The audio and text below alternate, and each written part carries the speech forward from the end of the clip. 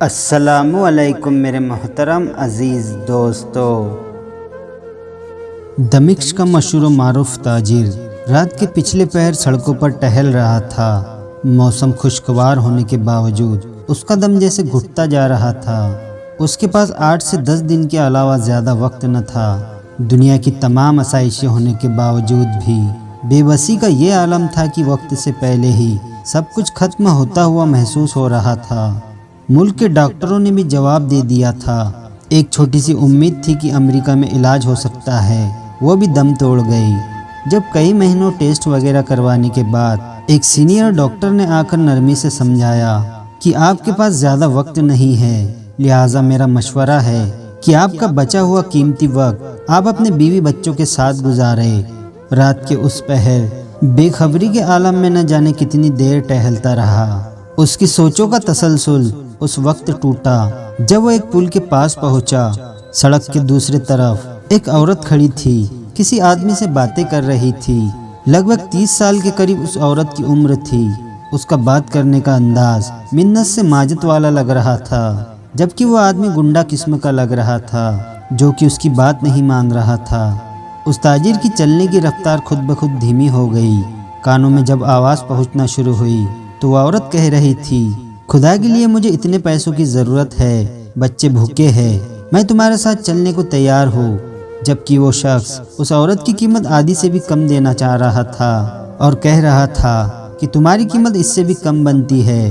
وہ شخص اتنا کہہ کر وہاں سے نکل گیا۔ وہ خاتون حسرت کی تصویر بنی کھڑی رہ گئی۔ وہ تاجر اس خاتون کی طرف چل دیا۔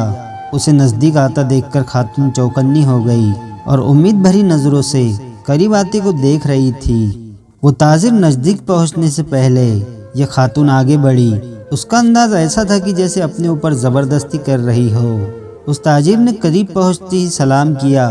خاتون نے بناوٹی مسکان کے ساتھ جواب دیا اور ٹٹولتی ہوئی نظروں سے دیکھا اور تھوڑا نزدیک ہوتے ہوئے معنی خیز انداز بنا کر پوچھا، کیا موڑ ہے؟ وہ تاجر تھوڑا پیچھے ہٹا اور نرمی سے کہنے لگا، نہیں ایسی کوئی بات نہیں ہے، دراصل میں نے ابھی گزرتے ہوئے تمہاری اس آدمی کے ساتھ تھوڑی سی بات سنی، آپ مجھے بتا سکتی ہے کہ آپ کا کیا مسئلہ ہے؟ اتنا پوچھنا تھا کہ جو خاتون مضبوط دکھائی دینے کی کوشش کر رہی تھی وہ ایک دم سے کمزور سی ہو گئی اور کہنے لگی، بھائی قسم ہے اس ذات کی جو ہماری گفتگو سن رہا ہے، میں اس طرح کی عورت نہیں ہوں جو اس وقت اپنے گھر سے نکل کر سڑکوں پر کسی کا انتظار کرے، مگر میں بہت مجبور تھی۔ مجبوری کے عالم میں اس وقت اس جگہ پر ہوں۔ ایسا لگا جیسے اس کا دل کسی نے مٹھی میں لے لیا ہو۔ وہ تاجر نرمی سے بولا، دلوں کے حال تو اللہ جانتا ہے بہن، مجھے بتا سکتی ہے کہ کیا بات ہے؟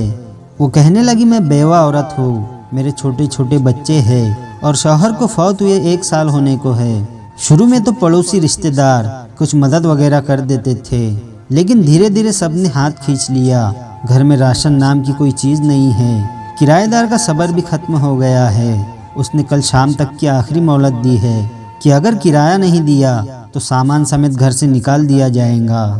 میرے پاس اور کوئی راستہ نہیں تھا سوائے اس کے کہ میں اپنے آپ کو، یہ کہتے ہوئے اس کی آواز جیسے بیٹھ سی گئی ہو۔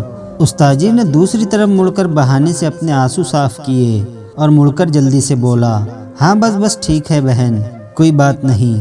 اس کے بعد اس نے اپنے جیبوں میں ہاتھ ڈالے، تب اس کو پتہ چلا کہ جیبوں میں جو رقم ہے وہ نہ ہونے کے برابر ہے، کیونکہ جس عالم میں وہ اپنے گھر سے نکلا تھا اسے تو کوئی ہوش ہی نہیں تھا۔ اس نے اس خاتون سے کہا، فی الحال آپ یہ رکھیں اور آپ مجھے آپ کا پتہ بتا دیجئے، فکر کرنے کی کوئی ضرورت نہیں ہے، آپ اپنے گھر جائیے، انشاءاللہ سب ٹھیک ہو جائے گا۔ خاتون بھی یقینی کے انداز میں اس کی طرف دیکھے جا رہی تھی، جیسے سوچ رہی ہو کہ اس پر بھروسہ کرے یا نہ کرے۔ اس تاجر نے پھر سے یقین دلایا کہ تم جاؤ اور اپنا پتہ بتا دو۔ آخرکار اس عورت نے اپنا پتہ بتا دیا اور اپنے گھر کی طرف چل پڑی۔ خاتون کو جاتا دیکھنے کے بعد وہ بھی اپنے گھر کی طرف مڑا اور تیزی سے قدم اٹھانے لگا۔ گھر پہنچ کر اس نے کافی مقدار میں نقد لی اور اپنے ڈرائیور کو بڑی وین نکالنے کو کہا اور خود ڈرائیونگ کرتے ہوئے شہر کے 24 گھنٹے کھلے رہنے والے سٹور سے راشن کی بڑی مقدار وین میں بھری اور خاتون کے بتائے ہوئے پتے پر پہنچ کر سارا راشن اس کے گھر پر اتارا۔ باقی کی رقم خاتون کو دی اور کہا، صبح کرایہ دار سے وہ خود بات کر لے گا اور کرائے کا مسئلہ نپٹا دے گا۔ और इंशाल्लाह हर महीने मखसूस रकम आप तक पहुंचा दी जाएगी। ये कहकर बिना कुछ कहे सुने वापस मुड़ गया। खातून मूर्ति की तरह बिना कुछ कहे आंसू भरी निगाहों से उसको देख रही थी और वो व्यान समेत नजरों से ओझल हो गया।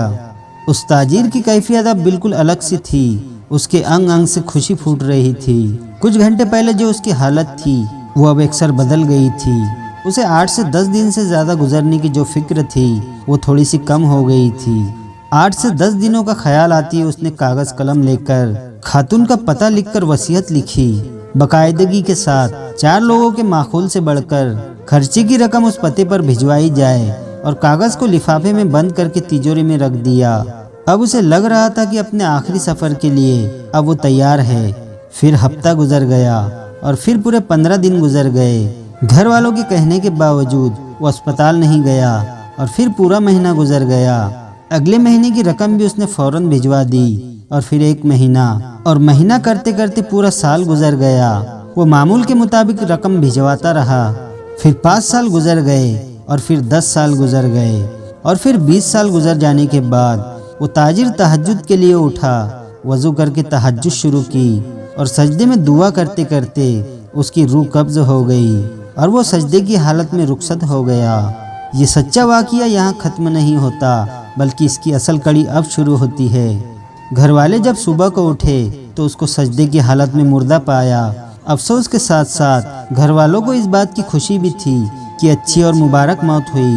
खैर, कफन और दफनाने के बाद औलाद का तिजोरी और वसीयत खोलने का वक्त आया तो वह बंद लिफाफा भी निकल आया जो कम से कम 20 साल पहले की तारीख का और उनके वालिद के हाथ का लिखा हुआ था। और उसका मतलब था कि लिखे गए पते पर 20 साल से रकम दी जा रही है। लिफाफा पढ़ने के बाद उनको पता चला कि वालिद साहब को फौत हुए 7 दिन हो चुके हैं और वसीयत के मुताबिक रकम की अदायगी को 7 दिन देर हो गई है। रकम लेकर वो लोग पते पर पहुँचे तो दरवाज़ा खटखटाने के बाद वो खातून बाहर आई क्योंकि अब वो 50 साल से ऊपर की हो चुकी थी। सलाम दुआ करने के बाद ताजिर के लड़के ने उस खातून से कहा, वो हम आपको वालिद साहब की तरफ से जो माहाना मखसूस रकम है वो देने आए हैं और माफ़ी चाहते हैं। रकम की अदायगी को 7 दिन देर हो गई है।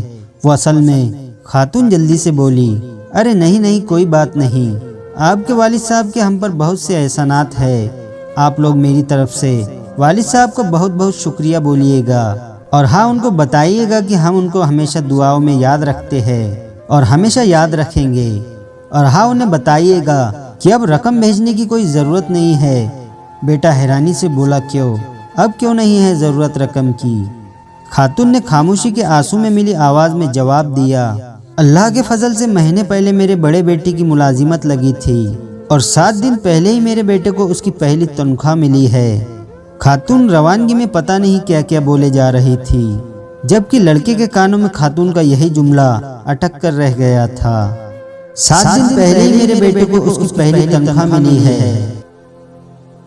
तो दोस्तों, आज की ये वीडियो आपको कैसी लगी हमें कमेंट करके ज़रूर बताएं और वीडियो को लाइक और अपने दोस्तों के साथ शेयर ज़रूर करें।